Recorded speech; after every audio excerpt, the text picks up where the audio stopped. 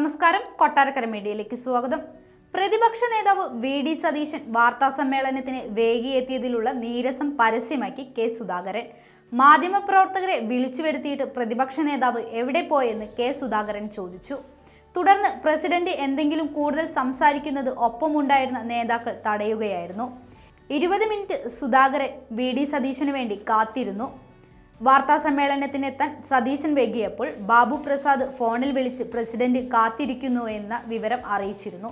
എന്നിട്ടും പ്രതിപക്ഷ നേതാവ് വേഗിയെത്തിയതോടെ സുധാകരൻ നീരസം പ്രകടമാക്കിയത്.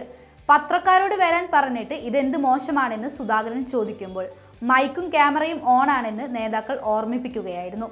തുടർന്ന് സതീശൻ എത്തുമ്പോഴേക്കും മൈക്ക് ഓണാണെന്ന് നേതാക്കൾ പറയുന്നുണ്ട്.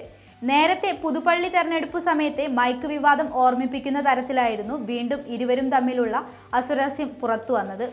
സമരാജ്ഞിയുമായി ബന്ധപ്പെട്ടുള്ളതായിരുന്നു വാർത്താ സമ്മേളനം. 10 മണിക്ക് നിശ്ചയിച്ച വാർത്താ സമ്മേളനത്തിന് 10:30 സുധാകരൻ എത്തിയത്.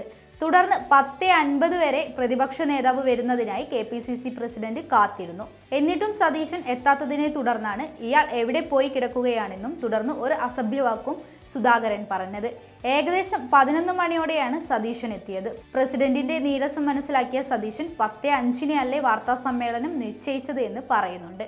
ഒരു ചെസ് ടൂർണമെന്റിൽ ആശംസ അറിയിക്കാൻ പോയത് കാരണമാണ് വൈകിയതെന്ന് വി.ഡി. സതീശൻ സുധാകരനോട് പറയുകയും ചെയ്തു.